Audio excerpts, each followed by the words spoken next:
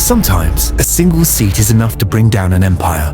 Today, we're diving into the Battle of Yorktown, the decisive blow that forced the British Empire to yield to its rebellious colonies. This isn't just an American victory, it's a major geopolitical turning point. An unlikely alliance, critical tactical decisions, and an English general trapped in humiliation. Stay until the end of this video to discover how Yorktown changed the face of the world. If you love historical turning points and war stories, subscribe and hit the bell. Get comfortable. The story starts now. October 1781. The American Revolutionary War has been raging for 6 long years. The colonies are exhausted. The British Empire is too. And yet, neither side is willing to yield. The final stage, Yorktown, a small port in Virginia, wedged between cliffs, a river, and destiny. The British, led by General Charles Cornwallis, have entrenched themselves there. He believes he holds an ideal defensive position. He's wrong. What he doesn't yet know is that he's just trapped himself. To understand how it came to this, we need to go back. Since 1775, the American colonies have been at war with the British Crown. At first, they didn't necessarily want independence. They just demanded more autonomy, lower taxes, and above all, no decisions made in London without their say. But King George III refuses to budge, and the more London tries to crush the rebellion, the more it radicalizes it. In 1776, the Declaration of Independence is signed. From that point, there's no turning back. Facing one of the world's most powerful armies, the American insurgents are at a disadvantage. Their commander, George Washington, must contend with a shortage of soldiers, lack of funds, desertions, and betrayals. But he holds firm. He persists. He's a patient, obsessive, almost rigid strategist. He's ready to wait years to strike at the right moment. On the other side, Charles Cornwallis, a war veteran and British aristocrat, is his opposite. He's a man of action, impulsive, confident in his superiority. He despises the insurgents, seeing them as mere rebellious farmers. He's already crushed them several times in the South, but his brutal victories have earned him the hatred of the local population. As a result, every step he takes in enemy territory isolates him further. Then there's a third, decisive player, France. In 1778, Louis XVI officially enters the war against England. It's a risky gamble, but Paris sees a unique opportunity to avenge its defeat in the 7 Years' War. Enter the Comte de Rochambeau, an experienced, calm, and pragmatic French general. He arrives in America with 5,000 men and a mission to support Washington. The two men are very different, almost wary of each other at first. But one thing unites them, defeating the British once and for all. The Franco-American alliance proves to be decisive. In 1781, Rochambeau and Washington devise a bold plan. Instead of attacking New York, they will secretly march south to Yorktown. Their goal? To trap Cornwallis before the British fleet can come to his rescue. This is where another key figure enters the scene, Admiral de Grasse. Commanding the French fleet in the Caribbean, he sails up the coast in September 1781 with 28 warships and engages and repels the Royal Navy in the Battle of the Chesapeake. This naval victory is pivotal. It prevents any maritime reinforcements from reaching Cornwallis. When Washington and Rochambeau's troops arrive by land, the trap is complete. Cornwallis is surrounded. By sea, by land. Trapped in a town he thought was impregnable. Without supplies, without reinforcements, without escape, the stage is set. The pieces are in place. If you want to dive even deeper into this fascinating era, I highly recommend the audiobook 1776 by David McCullough. It's a masterpiece, a total immersion into the early days of the American Revolutionary War, with George Washington at the forefront. The narration is incredible, vivid, and precise. And the best part? You can listen to it for free by using my Audible link in the description. It gives you a 30-day trial, no commitment, and you keep the book for life, even if you cancel. The link is in the description. Honestly, if you enjoyed this video, 1776 will captivate you. It's one of the best ways to continue the journey, so don't miss out. But now, let's return to Yorktown, where everything is about to unfold. September 28th, 1781.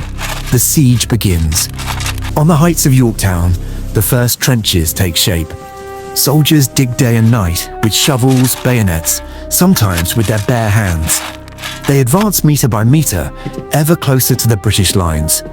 Washington is there, every day, among his men. He observes, calculates, adjusts. Both he and Rochambeau know that the slightest misstep could tip the scales. The siege must be swift, relentless. Before the British fleet arrives, across the lines, Cornwallis's fortifications are strong but not impregnable. He senses the situation slipping from his grasp.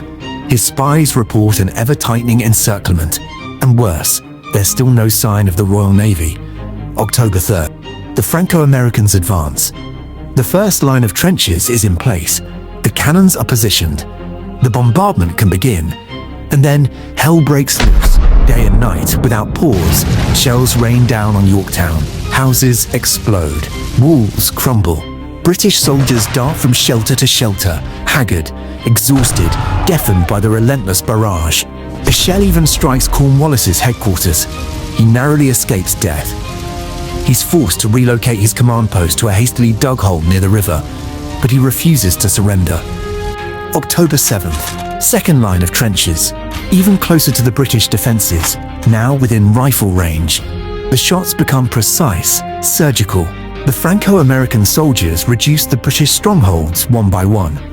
And still, the Royal Navy does not come. Cornwallis faces a total dilemma. He's sent messengers. He's promised to hold out, but he knows that staying means defeat, and attempting a breakout risks annihilation. Meanwhile, on the Franco-American side, a critical operation is in preparation. The capture of the two forward redoubts, 9 and 10. These are the last barriers separating the Allies from the heart of the city. The plan is clear, a simultaneous assault. The Americans will take Redoubt 10, the French Redoubt 9. It will be a frontal attack with bayonets, no firing, not a single shot to preserve the element of surprise. The soldiers hold their breath. Then, suddenly, a signal. Shouts, running through the night, ladders slamming into place, explosions, screams, bayonets piercing through defenses. It's bloody, chaotic, hand to hand, but both redoubts fall. In less than 30 minutes, the British army is now exposed. The morale of the British troops is shattered. Cornwallis has only two options left: die in a final assault, or lay down his arms. So, he tries something else. A desperate plan. October 16th, pitch black night, under the cover of fog, he attempts to evacuate part of his army by boats across the York River. Objective: cross, establish a bridgehead on the other side, and break the siege from the rear. But suddenly, the wind shifts. Literally. A storm erupts. The boats are scattered, smashed. The operation fails. Cornwallis is forced to abandon it. He's just played his final card. October 19th, 1781. Late morning. After 3 weeks of siege, bombardments, and shattered hopes, General Charles Cornwallis requests surrender, but he refuses to appear in person. Official excuse: illness. In reality, shame. He sends a subordinate to deliver his sword. It's a shock. For the British, for the world. A general of His Majesty, on his knees before an army of colonists and their French allies. Unthinkable. Insulting. Washington, too, refuses to directly accept the sword. He delegates as well. Pride against pride. The most powerful army of the era brought to its knees by rebels. A war England thought was already won, ultimately lost. And an unexpected new player emerges on the world stage: the United States of America. And nothing will ever be the same again. Yorktown isn't just a military surrender, it's a breaking point. In the weeks that follow, the news spreads around the world. In London, it's dismay. The British government collapses.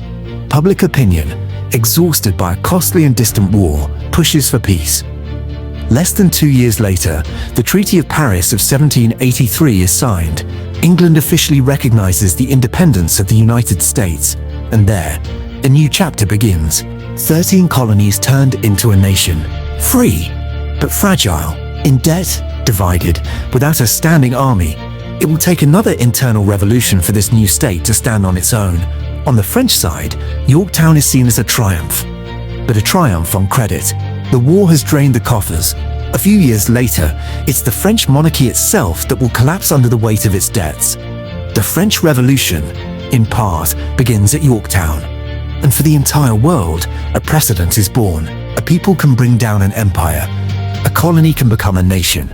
With strategy, patience, and an idea stronger than fear. Yorktown isn't just a battle won, it's a system that crumbles, an old order that cracks. From that moment on, other peoples will dream of independence. Other powers will realize that brute force is no longer enough. The American War of Independence becomes a model for some and a warning for others. Thank you for watching this video until the end. As you can see behind me, I am currently in the room where the Treaty of Paris was signed in 1783. It was here that representatives of the United States and the British Crown officially ended the American Revolutionary War. This historic agreement marked the birth of a new sovereign nation. If you learned something or simply enjoyed the content, please consider leaving a like. It's a simple action for you, but it helps me immensely in providing high-quality work. Your support makes all the difference. And let me know in the comments. In your opinion, was the victory at Yorktown inevitable, or was it the result of an extraordinary chain of circumstances? See you soon for a new video, and don't forget that history never dies as long as we keep telling it.